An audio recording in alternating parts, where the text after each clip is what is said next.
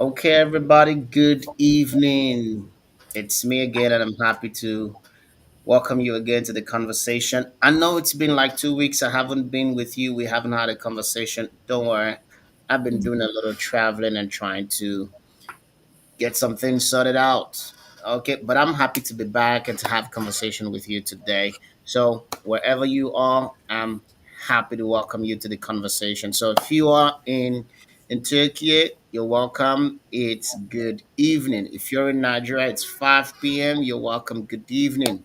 If you're in the UK, it's also 5 p.m. If you're in the US, it's good morning and good afternoon, very early in the afternoon. So wherever you're watching us from, I'm super excited that you are in the conversation with us today. So just like we always do, I'm just gonna give a minute to make sure that we go live on all the other platforms that we go live from. So wherever you are, just give us a minute, and we make sure that we're live on all the other platforms. So, like I said, I'm super excited to have you in the conversation today. So, thank you for joining us. I want you to know that you can always invite your friends, you can share the conversation and invite your friends to be part of this show today. We're going to be talking about several issues of life. We're going to be talking about things that I know that you want to learn about, things you that are important to you, things that you think about on daily basis. And so if you have a question, I'm excited to receive your question. So let me get into the conversation quickly as I introduce our guest today. So if it's morning, get a cup of coffee, get a cup of tea. If it's afternoon and it's very hot, get a cup of milkshake and whatever you can get and just relax, and we have conversation for the next 45 minutes to 1 hour. It's gonna be wonderful. So let me introduce my guest for today. She is someone who is very passionate about finances, financial freedom, and she wants you rich. She wants you rich and doing well. She wants you rich and doing well. And she is a biomedical scientist. And I've just been thinking biomedical scientists wanting you not just healthy, wanting you to be really rich. So she is Nji Nadesh, all the way from the US. Maryland, thank you for joining me. I'm excited. Maybe you want to tell us more about yourself. Thank you so much, Mr. Josh Chigozie. You're making it a little hard for me to address you here, right? But that's okay. So, good evening, everyone in Turkey. Good evening, and for those joining from all other parts of the world, I don't know what time it is, but here in Maryland, USA, we are at noon, a few minutes after noon. So it's good afternoon to you guys in Maryland. Good evening to those in Nigeria or other countries in Africa. Thank you so much for joining us. My name is Nadesh Nji, like he rightly said. I hail from the northwest region of a country in West Africa called Cameroon. And I lived there my early years up to finish all my higher education in Cameroon. And I moved to the United States in 2017. I'm a trained medical laboratory scientist and I switched into research mostly in biomedical research in vaccine development, immunology, and I might get a chance to share a little bit about that. I'm passionate about that as well, right? And coming to the United States, I added on to financial education. I added something else onto my portfolio, which is financial education. And that I am very, very, very passionate about. I'll emphasize on that because well, we'll find out later during the conversation, right? There is a lot going on in our communities and everything. You said to make people, I want people to make money. Yes, I do want people to make money, a lot of it. And I believe that when we are born, everyone, like, if you look at everything that everyone is doing, is to make money. They want to make money. Nobody wants to work for free. Yes, there are Mm-hmm. philanthropies, there are volunteer workers. Yes, but at the end of the day, we all want to make money. Now, the reason why you want to make money, that's what varies. We all want to make money. So I'm excited to be here. Um, I don't know if I should say this, but well, it's life, right? Maybe some people will learn from it on the call. I'm a newly single lady. I don't have any children. That's a little bit about my background. So I live alone in Maryland. So that's Okay. about myself, Okay. You Mr. you s- Gerald. you ended with a part that I'm not sure many people will quickly add to their introduction, but you did. So, but I'm not going to take you up on that now. I'm going to take you up on that later in the conversation. Okay. Okay.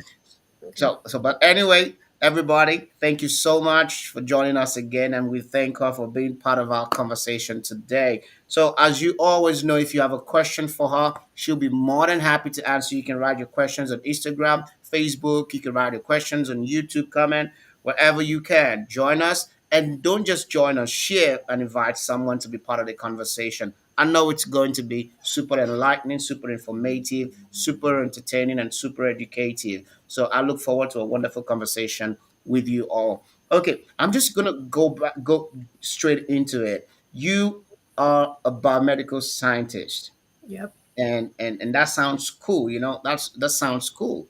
When we were young, anybody who was in science, who was saying they're gonna do anything that has to do with medicine, things like this, pharmacy, they always had glasses like that, like the one you have now, and they always looked at brilliant. So, are you very brilliant?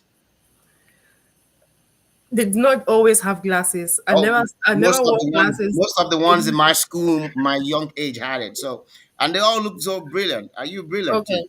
So, to answer that, the way our African educational system is structured, right? They make Mm, it seem like the not so brilliant, I don't want to say dull or foolish, the not so brilliant or not so bright according to their grading system go to do their arts. And mm, then the very brilliant or the A students and everything, they go to do the sciences. But that's what it was. That's the way they put in our minds that if you're doing sciences, you're very intelligent. I, from my early years in school, I always disagree with that. I mm, never agreed to that. I just like everyone is gifted in different ways. We all excel in our different capacities. But mm, yes, to your question, the very brilliant ones, according to the school system, went to do the sciences. We were even encouraged by our teachers, like, "Oh, you're very bright. You should do sciences." If you are excelling in all the subjects, in all the different school subjects, they'll tell you to mm, do the sciences. But if you were like failing the mathematics, failing the mm, physics and the chemistry, they'll mm, say, "Oh, you're a dull student, you should go to the arts." But art is not for dull people. So mm. that's my take on that. We are not that brilliant. We just happen to understand some certain subjects better than others. Okay, so you're saying that we all are brilliant in different fields in different ways. So Exactly. we cannot measure brilliance by who's wearing glasses or not. The glasses thing. And for the glasses, I just wear this for light. My eyes Okay. don't respond well to light, to bright light. That's the only time you find me wearing glasses. Okay. So, what do you do as a medical scientist? Biomedical medical scientist? What do you do as a biomedical scientist? Good. Thank you for that question. I used to have a mentor in Cameroon. So the first time, the very time from the moment I graduated from the University of Boya, shout out at my alma mater, University of Boya, Cameroon, in the southwest region. When I graduated, I immediately launched into looking for a job, right? And what I was trained in is to do the regular lab tests for people, for clients, for like maybe you come to the hospital, you're sick, they send you to the lab to do tests, malaria, typhoid, and all of that. So that's what I did. I was passionate about just seeing the smiles on people's faces when they get their test results on time. But when I graduated from my master's program, I switched into research. And my mentor, I don't know if I should recognize him here, but he told me one day that, Nadesh, if you are not able to explain what you do to a little child for them to understand, then you yourself, you don't know what you're doing. So, in a nutshell, what I do is like the way I put it, the analogy I use is like I'm cooking soup, right? I don't know what your favorite Nigerian soup is, but I know how to cook ogbono, right? So I'll just take it like I'm cooking ogbono soup, right, in the lab. What I do is I make sure that ogbono soup, all the ingredients are lined up. That's my Hmm. lab experiment. I have the test tubes, I have the pots, I have the fire, which is like the incubator. I have a certain particular time that I have to cook it for, which is the time incubation time, right? So in my field, switching to from the regular medical lab, which is just running lab tests to give people results to tell them, oh, this is what is wrong with you, or yes, you're positive for malaria because we saw some parasites in your blood, that has gone through a process of cooking, right? We take your Hmm. blood sample, that is one of the spices. We mix another spices on it, and then we incubate it for a certain amount of time, and then we check to see if we see the result. It's just like testing your soup to see if it's nice. And then if we see it, yeah, that's your result. Now I switched to research, doing the same thing, but in vaccine development, right? Hmm. When vaccines are developed, they go into, there are different stages that are used to develop that. So when they get into the human body, we need to check, or even in the early stages when they are still in mice or in rabbits or in guinea pigs, there are times that we need to check to see if that product or if that vaccine is actually producing the desired effect. All what I just said has different aspects of research, but my focus is to check the immune responses. Like if this person was supposed to maybe produce a certain quantity of the product that we need to see to make sure that the vaccine is working, are they producing it? If not, why are they not producing it? What is hindering the production of those antibodies or we call them cytokines. I don't want to be using scientific terms here, right? Yeah, All because of at this. this point now, when you use those big scientific words, I'm thinking to myself, okay, I'm not the science guy. I'm trying to. So basically, I understand you're into research. You research on how human bodies respond to the things you guys are cooking up. You Yes. test them and all of those things. So that's a cool thing. But I want to ask a question. What are the challenges you face, whatever field anybody is, whatever Mm, field I am, whatever field, whether it's in the field of finance, in the field of medicine, whatever field people are, they find challenges. What are the yeah. challenges you have found, in your field as an individual, not as a woman? I mean, challenges that are general to anybody in this field. Okay. So my the challenges would depend on the country. Okay. I started my research career in Cameroon. Okay. The challenges are quite different from what the challenges are here in the United States. Okay. So the challenges I faced in Cameroon, I just had the frustration of lack of, I would say, job satisfaction, in the Okay. sense that I was getting paid really big, but I didn't see what I was doing to get paid that much. Why? Because there is Okay. a challenge of, oh, reagents are expired. We need to order. You order the reagents. By the time the reagents come in, oh, the equipment is bad. It needs maintenance. Oh, by Hmm. the time the technician comes in, oh, the reagents that we ordered are expired. The FDA is not going to approve whatever we do with those. And then you just find the time going, months pass, years pass, and the project is going nowhere, Hmm. but money is being spent. So it Okay. made me start thinking, are these developing countries ever going to get a head start in research? Is it Hmm. actually ever going to go anywhere and such that we can research on our own diseases that are plaguing us and develop our own vaccines and our own products so that our own people can be taken care of, or do we continue exporting everything or importing everything? Because Hmm. most of the things that we use are imported and they were researched on people that don't have our genetic makeup. Hmm. Okay, now I'm beginning to understand better what you do. I'm beginning Okay. to understand what you do now. So I have a question to research if people like me and you, people from Africa, Cameroon, if whatever is coming into the system, whatever is coming into Africa, whatever vaccination, whatever medication is coming in, if it's compatible with our system, right? And if we Exactly. can respond positively to it, then you are Mhm. sort of worried like, are we ever going to get into that level of research where That's we a big can challenge. develop what is for us and Yeah. by us? Hmm. Vaccines for us, medications by us for us. Do Yeah. you think, in all honesty, that African countries, developing countries, because this is not peculiar to only African countries, this is something that you find happening in Asian countries, Middle Eastern countries, do you think that African, in particular, African nations, that we can get to a point where we can really produce our own vaccines that are good for our systems, that are compatible with our own lifestyle? Now, do you think that we can get there, or do you think we are on our path to get there?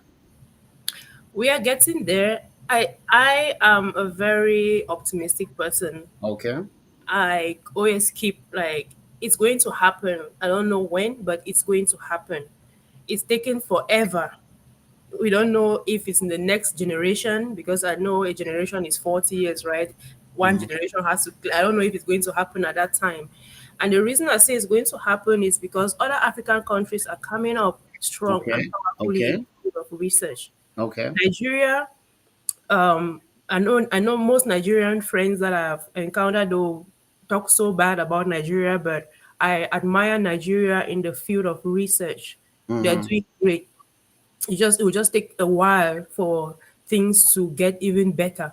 Yeah. South Africa, my dream had always been to remain in Africa and just do research and travel around. And South Africa was like my center of focus because I went there one time for a conference and they have very good research facilities. And where Okay. in South Africa, it's in Africa.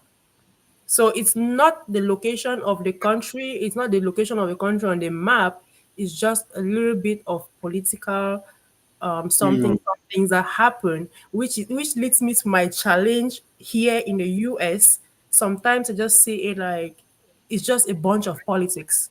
Hmm. And then they just keep playing the system for business. And then they'll Okay. research this, and then after that they'll say, oh, the drug does not work anymore. And then they have to research it again and produce do like different brands. If you visit the United States and you go to the store, oh my god, just to buy maybe toothpaste, your brain, you can have scars on your brain because there are like 50 different brands. It's all toothpaste. Hmm. So it's more of business than actually wanting to solve the problem. Okay. So it's more about business than meeting the needs of people now. So Exactly. it's money driven. The research is money driven, not need driven Yeah, now. very not all of them though, but very few people, very few institutions actually really are there to solve the problem. But as you can see, COVID taught us a lot of things. Mm-hmm. During COVID, I was privileged to work on one of the vaccines for a company called Novavax, and that's when I saw the height of the politics. I'm like, wow, this thing, yeah, they're helping, but it's a lot more politics than it is research. Hmm. So things just get stuck, and then they have to stop some people's vaccine from going out because this other big pharmaceutical company, their name and everything, they go and lobby, even if their own vaccine is not as effective as that small company's own. So that's where I saw that, oh, research, that does all of this thing is just money. And in this game of international politics, I think African countries suffer a lot in this. African Exactly. countries suffer a lot.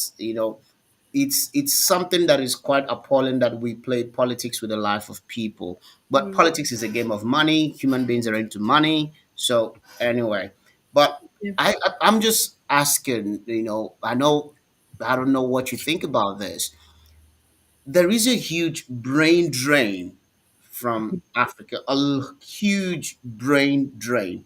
Do you think that with all of this brain drain, that we have the capacity to eventually compete at a global scale as a people, as individual, as countries, as nations in this continent? Do you think we have what it takes? On a personal note, yes, we have what it takes. Maybe that's because of all the other things I've been exposed to from my other business platform. Why? Because it all starts with the mind. It all starts with your mind. Whatever you have on your mind and what you tell yourself you can achieve, then you can achieve it. On talking about African countries, is the leadership. Why? These same leaders, travel out abroad to get their medical checkups. They travel abroad, they see all the beautiful things that are happening. Why can't they implement it in their own countries so that they can actually make use of these resources in their own countries? It's the politics. So if our leaders or if those that are into that actually influence or are there are those that are making the decisions, if they can have the mindset of saying yes, we can do this in our own countries, and they stand on it, it's going to happen. Because other countries, China was not like that in the first place. China evolved and they stood their ground and they are consuming their own products. Most Asian countries are getting there, right? But all of these countries were what? They were once classified as developing or underdeveloped. But right now, they are in competition with America, which is like considered a world power. I don't know for what reason. So that is my answer. I'm optimistic African countries can eventually get to that point where we will change things. It all starts with the mind. Okay, so it all starts with the mind. I'm thinking to myself every time I think of what you said, that these African leaders or leaders from developing countries or the so-called developing countries, they go to developed countries. They see systems that work. They see that these things can be done. They don't miraculously appear there. They don't appear there by reason of prayers. They appear there by effective work, people sitting down to put in the work. So I'm thinking that the problem that we have in Africa or developing countries is not a problem of resources, is not a problem of human capacity. I think it's more about a problem of political will. Do leadership will? We think that these leaders have the will to execute or make happen what they see happening in other countries? I personally think it's a thing of the will. I think not just, yeah, the mind is important, but that will is not in the mind for people, for leaders to carry out these things. Anyway, but I do like your thought and your optimism, and I share the same optimism with you that we can get there one day, and I look forward to the day we all get there. I want to have a question. I want to ask a question before we. If you were to be invited one day by your country and say, come back home and contribute your quota in this field, would you do that? Oh, absolutely. That's one of my visions. I know we'll be talking and we are going to maybe we can touch on vision later, but I have a vision for my alma mater, University of Boyer, Faculty of Health Sciences. Hmm. While there, I would just say I was blessed and I was privileged to actually carry out a research project on my master's thesis. Usually, what people present is theory. You just go and read research papers and they end up just analyzing numbers, collecting numbers from hospitals or from other institutions and analyzing the data and presenting as a project. But I actually did the work. I all. acknowledgements go to Dr. Chinda, Dr. Godwin Chinda. He took me by the hand and mentored me into immunology research. He just came back to Cameroon. He's one of those few that want to come back and give back and make sure that the research in our own African countries go forward. And so when I did that, I'm like, wow. When I defended the project, my head of department started sending students to me to come and ask me to explain certain things that they just do in theory. Because trust me, what most of what science in Cameroon and maybe other African countries is theory. We never actually get the opportunity to be in front of that instrument and Mm-hmm. actually do the work, because when you do it, you retain it more. You Mm-hmm. Yeah. understand better. True. True. True. So when I actually got to do that, I found a missing some what is missing. I have this vision of creating a core lab in Boya, in my University of Boya, where students can actually get hands-on experience. Mm-hmm. Because if you get the hands-on experience rather than just reading textbooks and seeing the pictures of the equipment, you will understand better and they'll be more passionate. That's where my passion comes from. Because I Mm-hmm. actually got to do the research, I saw the result, I could explain the equipment to my lecturers, and they now were sending students to me so that I can explain to them how that equipment works. And I even got one of the students to get an internship where I was working in Yaoundé before I moved to the United States, Okay. because this my mentor brought the equipment to he brought the knowledge of that equipment to Cameroon, and he was able to be mentoring other students, and I was one of them, right? So that's what I want to do, to establish that core lab. Start from the University of Boya, start small in just one university, and that Okay. core lab is open to students to actually get hands-on practice. I'm happy that we have people willing to give back. It's Yeah. essential that we give back to the communities that made us who we are. So I know that as a person who has who lived in Cameroon, you live in the US now, you've worked in Cameroon, you're working in the US now, and you've worked with different groups of people. I'm sure you've had, and like you mentioned in your introduction earlier about yourself, I'm sure you've had personal challenges, personal struggles, personal ups and downs. You have personal failures, and you've Mm. been able to deal with diverse challenges in your life. I would ask, how do you deal with challenges in your life, either in career, in your personal life, or whichever way? What is your go-to principles in dealing with challenges? Sorry, I'm just recovering from a cold. If I'm doing that, challenges. Every aspect of life has challenges. So I don't know which one to start, where to start from, but I'll focus on the career challenges and then a little bit of personal life challenges and how I deal with it.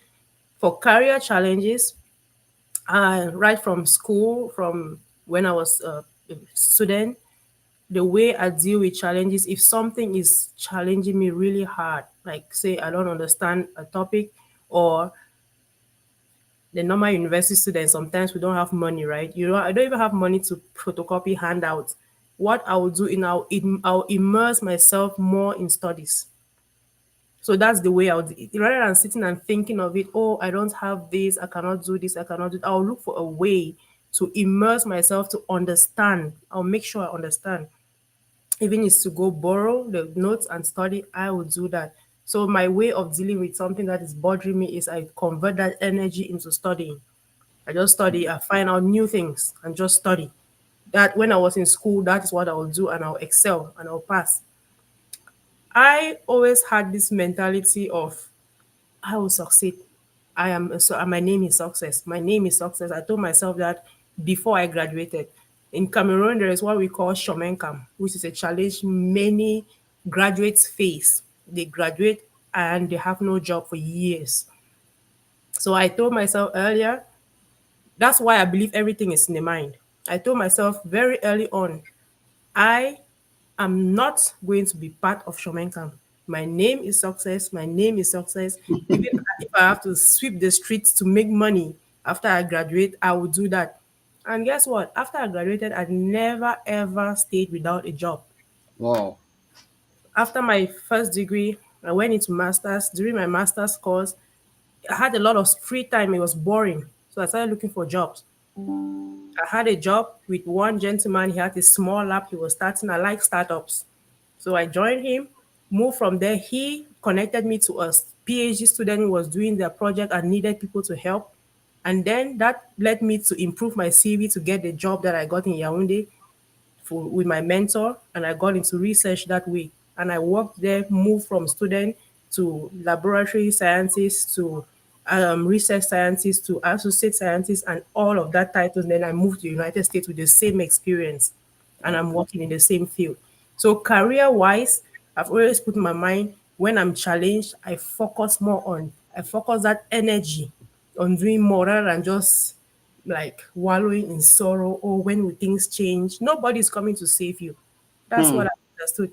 I understood that in my career path, but in life in general, those challenges have been more that have succeeded to put me down sometimes that I've almost given up on everything else. But I don't give up easy.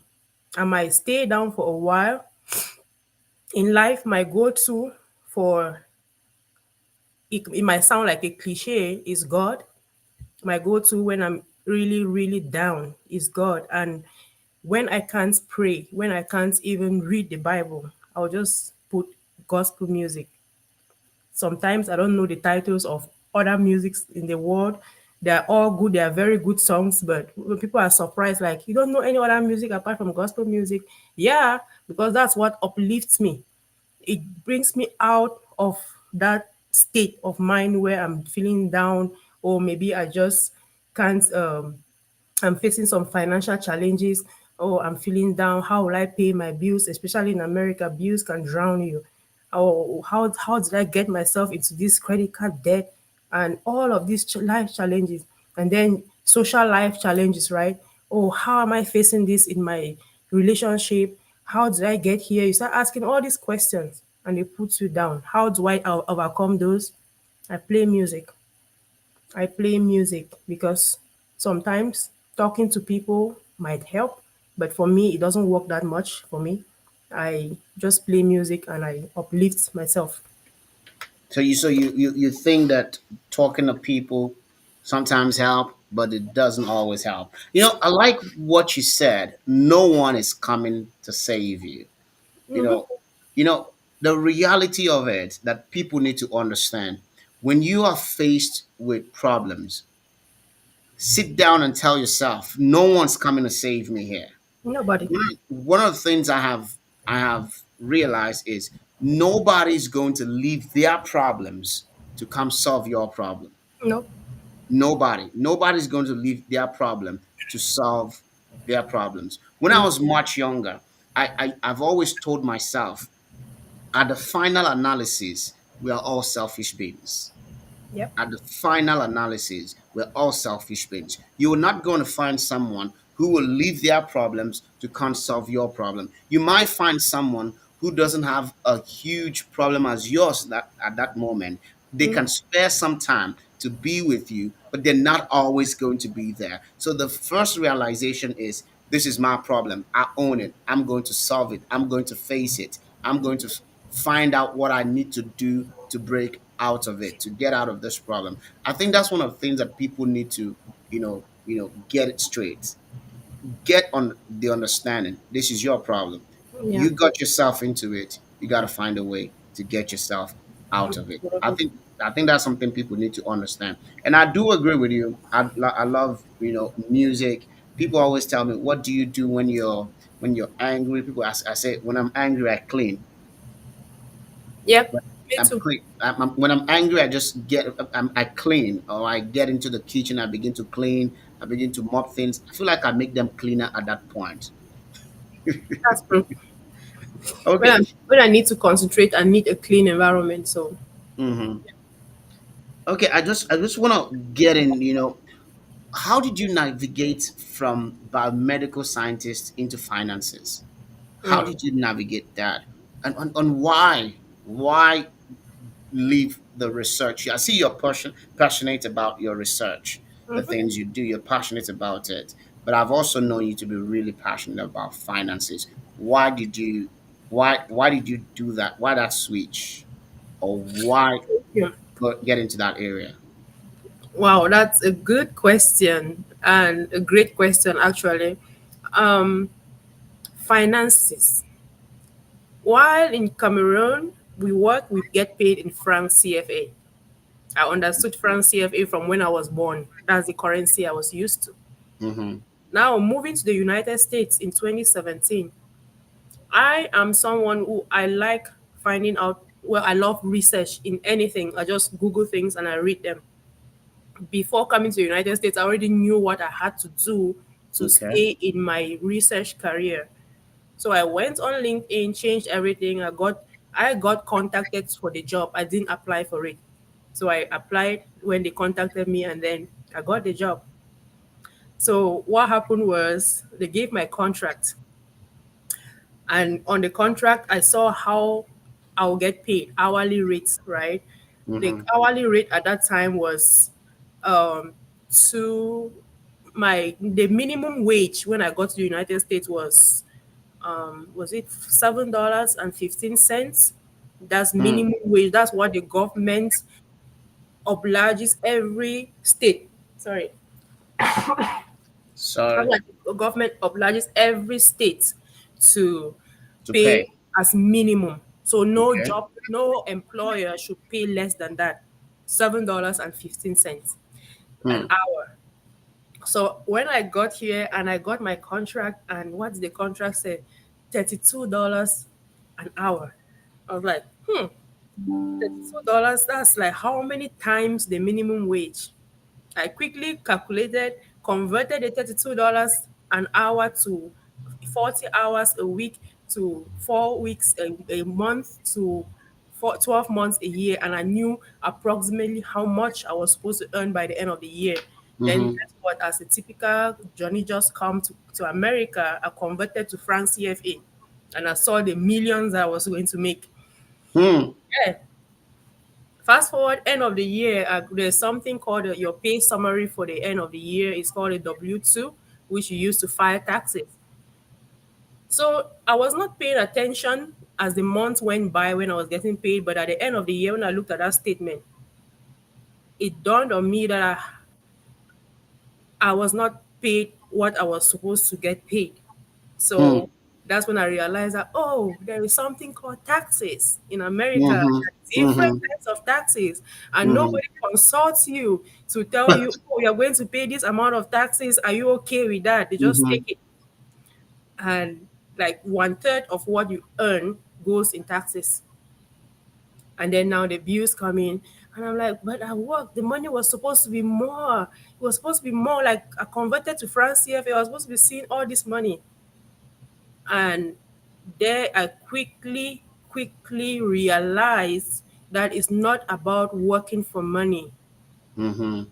It's about how the money is going to work for you. It's Okay. about financial education. It's about Hmm. how much education do you have on money? How much knowledge do you have on money? I started keeping asking myself all these questions. I started looking. Fortunately, the church I was going to at the time offered a course called Financial Peace University.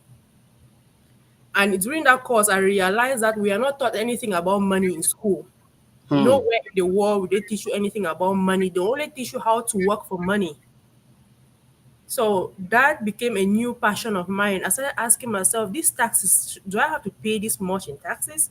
Because that was my problem. That was my, I would say how Nigerians say it. I like the word a lot, wahala. That was my wahala, taxes. I don't like I don't like when people I didn't just like it. I know I have to pay my fair share, but that was Mm-hmm. a lot coming out of my paycheck. Mm-hmm. Without the worst one is without my opinion, without my consent. Mm-hmm. So opening up to that, I started studying about money, how money. I started knowing how money works. I need to budget. I need to make sure you need to assign each dollar. You need to tell each dollar what it's supposed to be doing at the, Hmm. before the end of the month. So your Hmm. money, each dollar has to have a name. That Hmm. was very important to me. And it was very interesting just studying about money and teaching people. And then I got to a platform where they told you, oh, you can actually learn and also teach people. And when you're teaching people, you make money. Hmm. Okay, why not? If I can do that alongside my job of research, that's interesting. So, research is a passion that I studied in school, but Hmm. the money or finances is what I realize I need and other people need as well. So that's how I got into finances. The tax thing got me upset, and I then started So, looking for so you answers. suddenly realize I that suddenly realized in Europe, in many part of the world, taxes na your wahala. tax is number wahala in this country. It's crazy how sometimes if you own a company, if you've ever owned a company, if you've ever employed people, you see how much comes into the account, and then you look at the end and see how much taxes you have to pay, and you feel like, oh my. So, am I working for the state? Am I working for the government? Or what is happening here? But it's good you woke up to that realization that, see, tax na wahala for here. So let me quickly get myself fixed up. But let me quickly ask a question. How do you think is the best way to for people to get money working for them instead of getting themselves to constantly work for money? In this generation, people are finding easy ways to make money, easy ways to make money to work for them. Young people don't want to work all their lives. Nobody wants to work all their life and say till 75, I'm still waking up 5 a.m. I'm going to work by 8 a.m. Like that. People don't want to do that. People want to retire early. So I want to ask, what do you think is a way to get money working for you? Awesome. How do you get money work for you? So, that just getting into that field of finances made me to quickly realize if you're working for somebody, you will never get ahead. You will never get wealthy. If you're Hmm. exchanging your time for money, you Hmm. will never ever get wealthy. There Hmm. is this conversation I have with people when I sit down with them. I just tell them the three ways of making money. And I was like, okay, if you're exchanging your time for money and time is limited, what do you think your money will be? It's limited, right? Right. Okay. So you have to look for another way. And then we go Hmm. to that's personal income. Everybody starts from there. Personal income is not bad. Everybody Hmm. starts with a job to work for somebody in order to learn how to work for yourself. Now Hmm. we go on to residual income. There are people who do a task one time and then they get paid recurring incomes. Okay. For example, musicians. Hmm. There are legends that are dead and gone, but their music lives on and it still generates income for their estates, for their Yeah. family. Yeah. And then there is another part which is the leverage income. That's the favorite word of the wealthy, Hmm. leverage. If you are able to leverage other people's time or other people's money, Hmm. you will get wealthy. What does Hmm. that mean? You have to get people working for you. So you have to Hmm. be an employer, you have to be an owner in order Hmm. to get ahead in that field. And if you can get something that generates income in all these three ways for you, that's fine. It starts with personal, then it moves to residual, and then to leverage. I always look at leverage like this. Somebody, that's a way of buying yourself more time in a Hmm. 24-hour period. Yeah. An example is I'll sit with somebody, I'm like, okay, you're a nurse. How many nurses are on your unit? Let me not take the entire hospital, just your unit. They'll say, oh, Hmm. about 100 nurses. I'm like, okay, 100 nurses. Let's say just one nurse puts in 10 hours a day because they put in more hours in this country. Trust me. 10 hours a day. 10 hours a day times 100 nurses. How many hours is that? That's 10,000 hours. That's 1,000 hours. That's a 24-hour day, right? You say yes. Imagine your employer, he's sitting somewhere and he has 100 of you working 10 hours. So in Hmm. that 24-hour period. You, that one nurse, you get paid for 10 hours. Your employer get paid 1,000 hours in a 24-hour period. How does that make you feel? Mm-hmm. You'll be like, I never thought of it that way. That's because you don't know the information. That's Mm-hmm. what I think. In order to get wealthy in this generation or in these times, Mm-hmm. you have to own something. You have to eventually, you have to work your Hmm. way into owning something that Hmm. can work without you. You have to Hmm. establish something that can work without you. That's keyword. Work without you. You don't have to be there to for it to generate income. Wow. Right? So that's the way I'll tell young people. And people have the tendency of like making easy money, just going. It's not sustainable. Hmm. Easy money is not sustainable. Make sure you work hard, build a system that can run without you. That's what Hmm. my business. That's my what my financial business career is about. Now that is going to be like a stepping stone for me to do other things that I want to do. Because guess what? As you age, nobody will hire you. In this country, Yeah. if they want to lay off people, they'll look at those that are aging and they'll lay you off from the job. And Yeah. if you build nothing at that age, which other job will hire you? You don't have the energy to put in the way they want you to work. True. True. True. So True. that's It- what I would tell young people. There's no easy way. Build something that is sustainable. You can make easy cash here and there, but if it's not sustainable, it's not going to last you. mhm. You know, you said something in this generation. If you want to make it financially, and be financially free, you have to own something.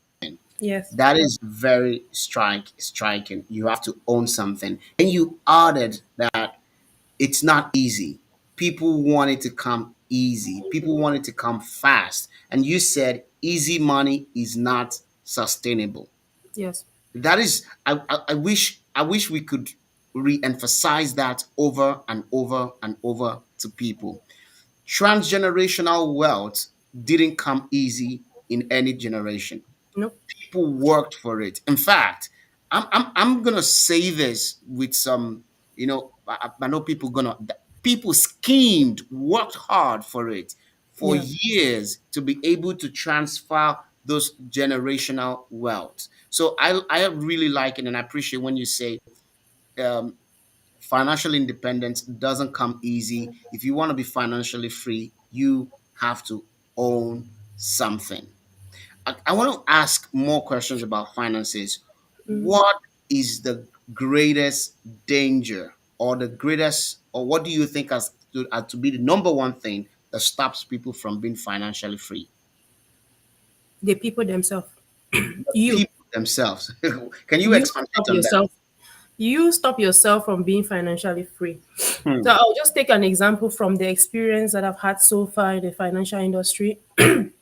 We are a platform, right?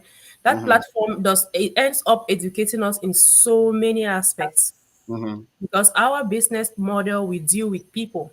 I have to talk to people. People have different characters. People have different mindsets. So talking to people all this while, I see like what is the difference between this school dropout called Mark Zuckerberg, Jeff Bezos, and all these people that did not even complete college, Hmm. and you. We all have one head, two eyes, one nose, one mouth, two hands. Maybe we, I don't know. That is, we all human. We all a Hmm. person. So what stops anyone is the person. Why the person? If you tell yourself, I always, it all depends on what you tell yourself. If you tell yourself you can't do it, that's true.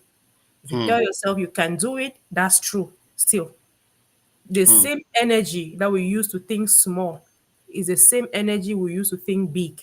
Wow, wow, The only wow. difference now is that the people that think big, there's this book that they oblige us to read in the business called Think and Grow Rich by Hmm. Napoleon Hill.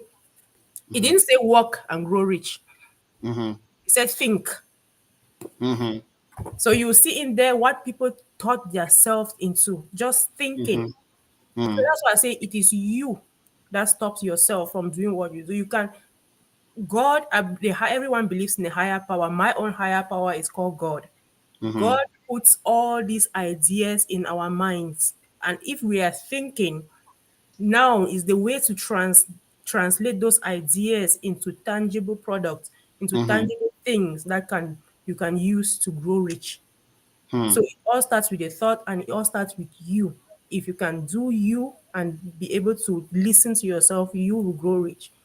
You just said something that is striking. You said the same energy you use to think small is the same energy you can use to think big. That's a powerful statement. So instead of me wasting my energy thinking negativity, thinking small, I'm just going to use the energy to think big. Yeah, oh, I used to be a very small thinker. I used to be a very small thinker. I was just like, I just want my no, I just want this. No, I don't want to spend. Mhm.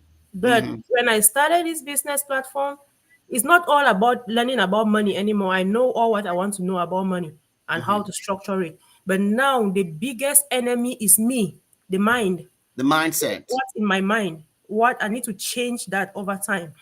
They will say, "Oh, you can make $1 million." I'm like, $1 million? Have I even made 100,000? That's small thinking.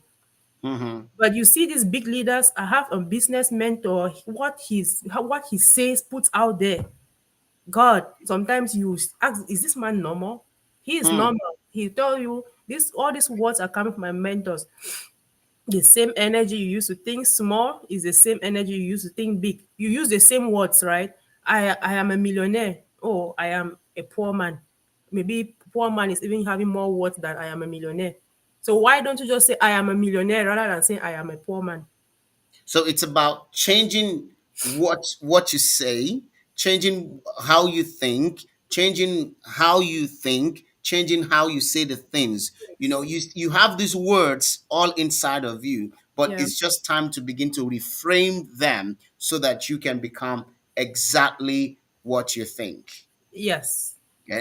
I'm thinking of millions of dollars now. I wish I could move the money in my mind to my account.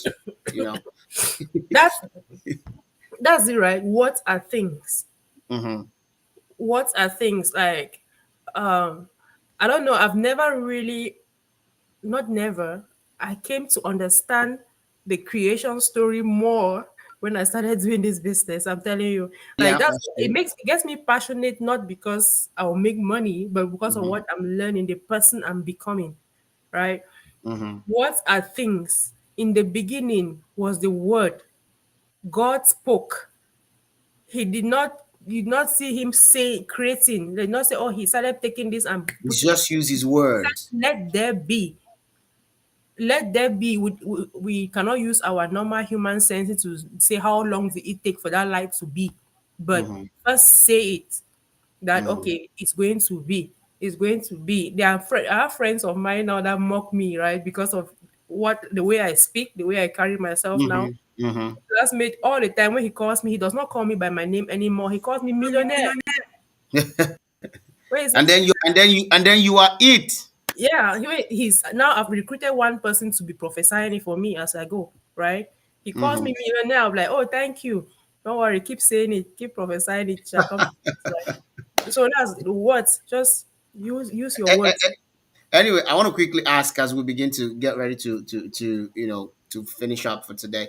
I want to ask, we've spoken so much about money, and what are three reasons that you can say these are the three first reasons why I want to make money? Okay. Motivations are very powerful. It's about what drives you, it's about what motivates you, why you're doing this. The why is essential. So Exactly. what are your three whys for wanting to make money, for wanting to be rich as possible? My why? That is a very hard question, and that's a very hard thing to figure out, right? Hmm. Sometimes people might think the why is supposed to be a very big thing. It starts with Hmm. the very basic things. Growing up, I've always been that person that takes care of people. I always carry myself as someone that has money. I'm rich. Hmm. I'm rich. That's all. So I'm the rich. These days they call it rich auntie. I'm the rich auntie, right? Hmm. I like to be that go-to person that I Hmm. can help people out. I can solve people's problems. So that's my number one why, to give people a better life, to Hmm. help. with my family, starting with my family, right? Help people, make sure that if someone comes to me, I'm able to solve their problem. That's one. Mm-hmm.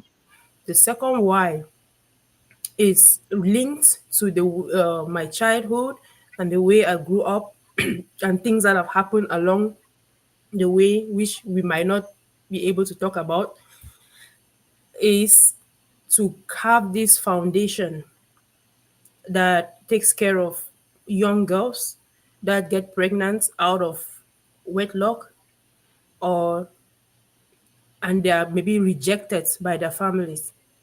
Mm-hmm. I want to have a foundation where they can go to and have the care that they need and still be able to follow their dreams. Because Mm-hmm. in our African cultures, I came to realize that it's not only Africa. Even here in America, some household that happens, you are out. Mm-hmm. It does not, and the way I think about it is God put that baby there for a reason. Mm-hmm. So that baby has something that they have to come to this world to accomplish. So Mm-hmm. give them an opportunity.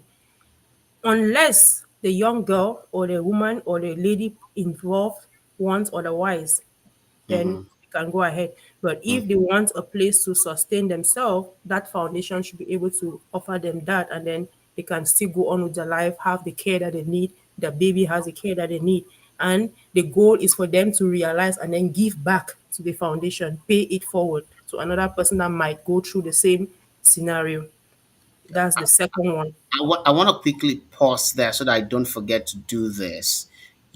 I know the situation you just mentioned. There are many young African girls, many girls around the world, not just in Africa, like you mentioned, who are currently pregnant out of wedlock. And I think I've come across such situations. I had a particular situation like I dealt with sometime when I was in Nigeria, and we had situations like that. It's always a very painful thing. The young lady feels my dream is over, my life is over. The mother feels like you are a bunch of disappointment. The Yeah. father feels like this is not what I planned for you, and so the girl is thinking, I've disappointed everybody around. I've disappointed. It has led to so many suicide. I want Yeah. you to quickly imagine that you are standing in front of such group of girls right now. What word would you say to them? You are enough, you are worthy, right? You can still achieve all the dreams that you can, that you want to achieve in this world. You're just blessed that God has used you as an instrument to bring another soul into the world to achieve other big dreams. So together, you and the unborn baby, you are going to achieve a lot. I just feel that the girls need more of encouragement, more of mentorship, more of guidance, right? Because sometimes we see it as a human error, but we Mm-hmm. don't know God's plan at the back of it. So at that mindset, if parents could learn to rather, we are not encouraging it, Yeah, yes, of but it course we don't. happens. But when it happens, if parents could go back and maybe do the crying and the yelling and everything in the background and not bring it in front of the young child or the young girl, Mm-hmm. it's Mm-hmm. going to be of help. Yes, parents have to be frustrated. That is not what they planned. But you go, don't express it in front of the child because mentally it destroys a person. Yeah. So what I'll focus on in that foundation is just the mind first. Make sure you uplift them. I'll tell you, look, you are enough, you are worthy, you can achieve all the dreams that you want to achieve. This is just another pathway to achieving those dreams. This baby has a very, very good aspect or a very, very good role to play in you achieving those dreams. Mm. Right? So they should go. That's I have a draft of the foundation, and the third thing is with my research, right? I get up thinking of these students that will not have opportunity to practice. So that's the why, the three whys I'm looking for money. Wow. Wow. One of the things I like about all that you have said is this is not just about you. No. The money is not about you. Yes, all of us we want to have money to take care of ourselves, but Yeah. I see that the vision is more of external. You wanna just be there for people. So I was gonna ask if you're driven by money or by a vision, but it's obvious with all that you have said. I'm not gonna ask that question. I can see that you are driven by a vision. So I want to quickly round up with two questions quickly. What have you run a business? What are your tips, you know, to start up a business? I run a business too. I run and I know, but I want to ask from you, how do you manage? How do you grow a business starts from the scratch and build it? What are the tips that you can give to anybody wanting to start something today? Okay. So thank you for that question. Nobody is an island. So Hmm. we all need people.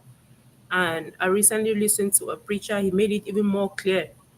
We are not in the business of money. We're not looking for money, we're looking to serve.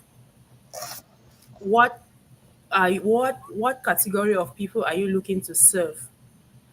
God has put everybody in a niche. Like we all have our niche. Like what that particular spot that you need, that particular group of people that you have the solution to.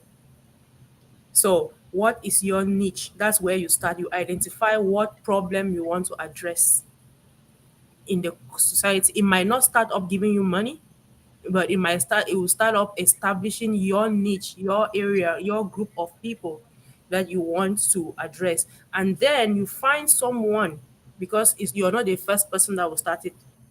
You find someone who who has already done something in that area or in that field that you're looking to get into, and then you reach out to them, or you find a way to reach out to them and get mentorship or get coaching from them, and then be ready to learn and put in the time, because we say we are in a microwave generation, right? You put it in 1 second, 1 minute, you want to get the outcome. Business takes time to build, and you have to be persistent, relentless in building it. So long as, like you asked me my why, so long as your why keeps driving you, you will stay there and you will build it. So those are the three tips. Find your niche, what you want to do, the problem you want to address. Find someone who has done it or who is doing it and learn Hmm. from them, and be ready to be persistent, patient with yourself to build it. Okay, great. Thank you so much. I've always spoken about, whatever is going to be good will take time. Yeah. Success takes time. Greater success takes longer time. Transgenerational success will take the longest of time, but it will be done eventually. But I said I was going to take you up on something that you said at the beginning, how you introduce yourself. You say you're a new single person, and I want to quickly pay attention to that. I want to quickly draw your attention, or maybe you want to make a comment. If you were to go back and do it differently, so that you won't get here where you're single, what would you do differently? And then how is life for you right now? How is life for you as a newly single person right now? Two questions in one. Mr. Gozier, you want to open a can of worms that you don't, it's not ready to be opened yet. You But you, I can you quickly started with that introduction. I'm never gonna make that introduction. it's But you part of started. me. So it dawned on me the other day when I was completing the form here in the United States, and they'll put, oh, marital status, married, single, divorced, separated. I'm like, why are people asking for all these details?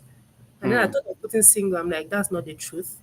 I want to live my authentic self right now, because authenticity is what people relate to more. If you're not yeah, authentic, we are energy.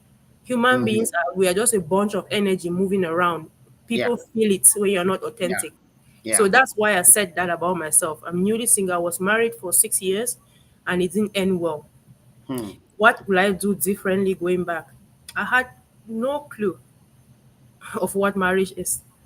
hmm, And it's the case of a lot of, I don't know if I want to put that as part of my vision yet, but it's hmm, something I can just talk about, because that's not my original vision, to hmm, begin to talk about marriage and what you should do or what you should know. And there are a lot of people doing that already, and I can be one, because my own story can be different. But I would say education about marriage should start as young as 10 years old for the girl hmm, child, because the hmm, girl child develops really fast compared to the male. Yeah, that's true. That's true. Education about marriage should start with them as young as 10 years old, because our background, Africa, we have a long way to go. It's like when a child has feelings, it's like it's a taboo. It's not. Yeah, It true. needs to be addressed and talked on. So that's what I would do differently. I would have gotten the knowledge. I would listen to people actually talking, because I had a lot of warnings and a lot of no's, but I was stubborn, Hmm. right, to go into it. And yeah, that's just what I would say I would have done differently. Listen and actually get knowledge about what I'm going to. It's funny how we go to school for years to do some career and something, but something that you'll be in for a very long time, there is no school, there There's is no no school for it. there Hmm. is no school for it. I just believe every school should have that as a curriculum that goes from year one to whenever. Hmm. Yeah. And it Wow. should be compulsory. Look at the type of subjects that are Wow. compulsory in Wow. school. Wow. Sports, physical education. What am I? Yeah, I know that sport is important, but it's not that important as marriage. Mm-hmm. Yeah, Wow. so that's Wow. that's my take on it now. I look at it differently. You should start very early on. Wow. Wow. Obviously, you are an inspiring person to have conversation with, and I want Thank to you. say that I've enjoyed every bit of my conversation with you. On this platform, I talk with people from different fields, diverse areas of life, and I want to say that having a conversation with you has been very inspiring, very educative, and I've enjoyed every part of it. And I'm also sure that people who watch later have enjoyed have enjoyed and will enjoy. So I just want to say thank you for your openness. Thank you for being willing to share, things that people would not, want to be open or to talk about. So I really do appreciate it. And so that we're gonna break this conversation into pieces, and post it online for people to, to hear from you, hear your financial story, your financial journey, hear your personal story. So I want to say again, thank you for joining me for this wonderful conversation this evening. I Thank really enjoyed it. Again, thank you, and thank everyone who has joined us. It's Nadesh Nji from the US, and she shared her wonderful financial career, um, relationship journey with us, and it's been wonderful. So, from myself and everyone who's joined us today, I want to say thank you for joining us. Thank you for having me, and thank you everyone who was on and commenting. I see the comments too on Facebook. Thank you so much, and I'm happy to be of the little impact that I can leave in the world before I leave here. Right? Thank you so much, and thank you for having this platform. Right? Not everybody will think of having a platform like this, or will think it and will never act on it. So thank you for standing out. Thank you so much. Have a pleasant day.